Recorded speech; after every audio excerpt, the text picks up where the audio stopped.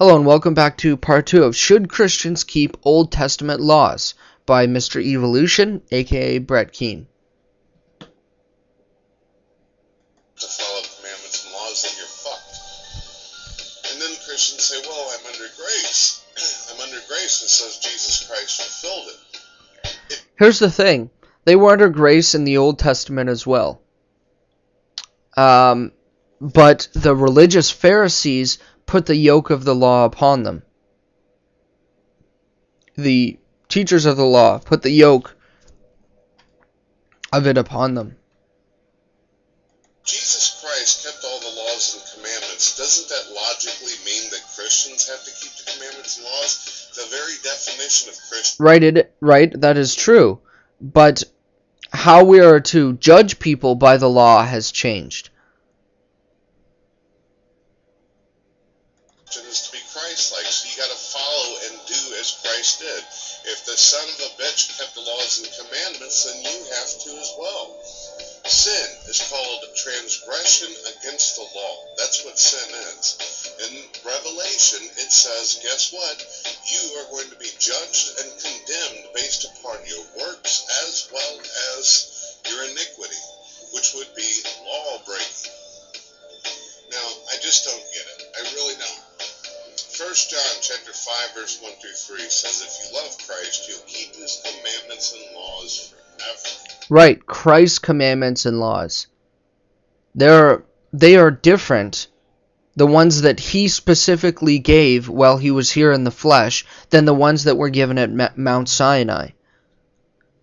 He has changed those laws for the whole world to follow.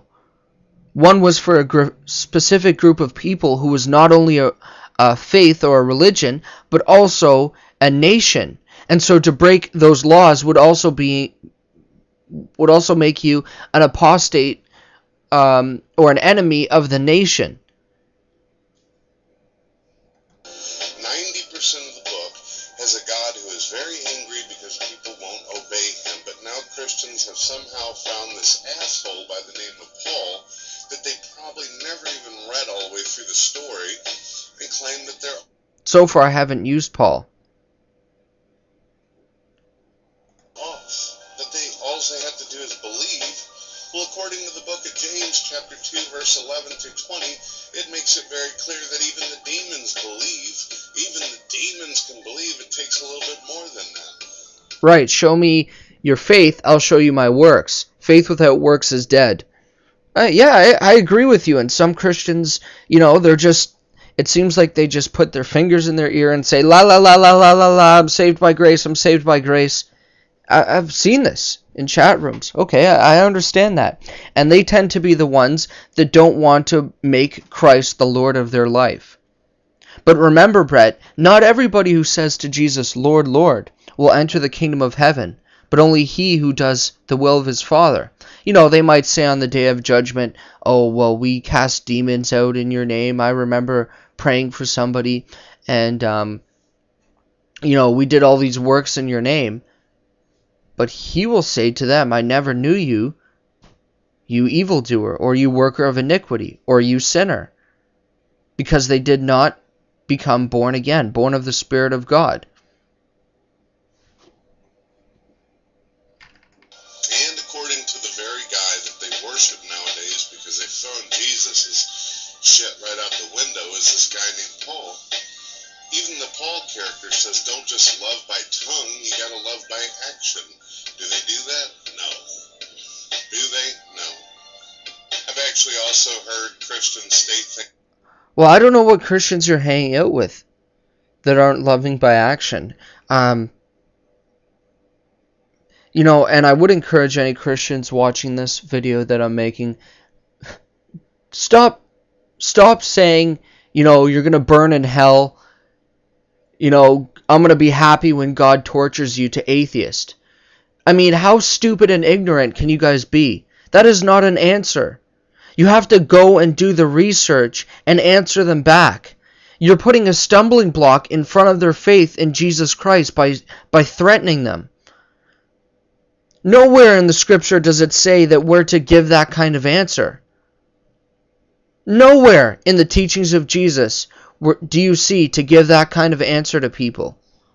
No, we're to follow Paul's example on Mars Hill, where he was debating and having friendly discussion with the scholars in Rome, as the book of Peter says, to be prepared to give an answer, and do this with all gentleness and kindness, not to threaten people.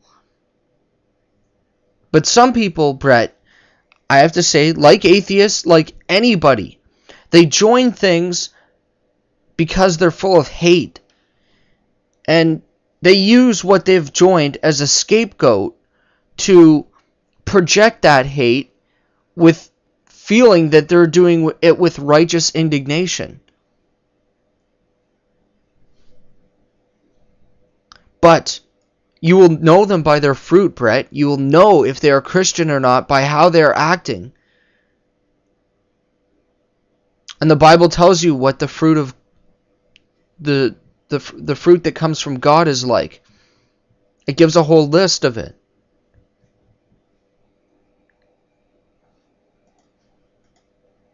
Things like this.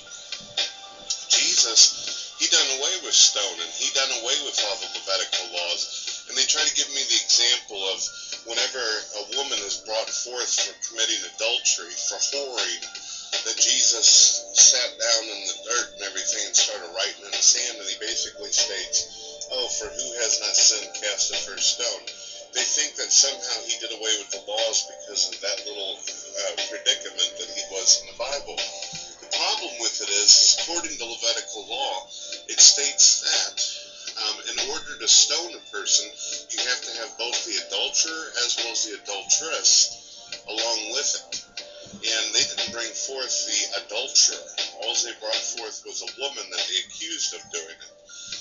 The Bible is very clear that it was a test. They were trying to see if Jesus knew the law. They were trying to see if Jesus understood. The Bible is very clear. Right. It is true that they were trying to trap him and trying to test him, but it doesn't. But the way God works is, okay, they're trying to trap Jesus, but he used that trap to teach people. It's still a teaching. What I can't apply, let he who is without sin cast the first stone, to my own life when judging others.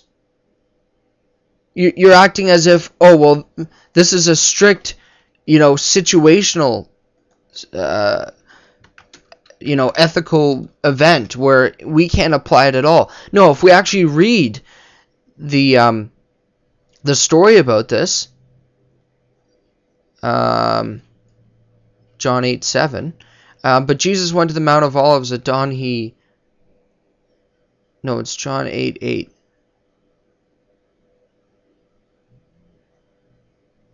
Yeah, so I'll start at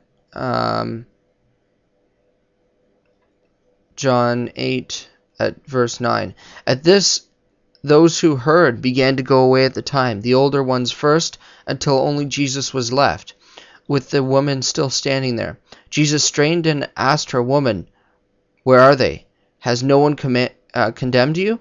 "No one, sir," she said. "Then neither do I condemn you." Jesus declared, "Go now and leave your life of sin." So it's obvious she was known as a prostitute in that village, in that town. If you look at how she treated Christ after, you could see that he literally saved her from being stoned there. That she was caught in it. And the whole story is to let us know that really, if you're going to condemn people in that kind of way, well, then we all should be condemned. So this is talking about judging for condemning people. Now, we're allowed to judge people and show them that what they're doing is wrong, to help them, but not to condemn them. We don't condemn anybody. And I have a video called To Judge or Not to Judge. That's the question. So I'm actually out of time, so stay tuned for part 3.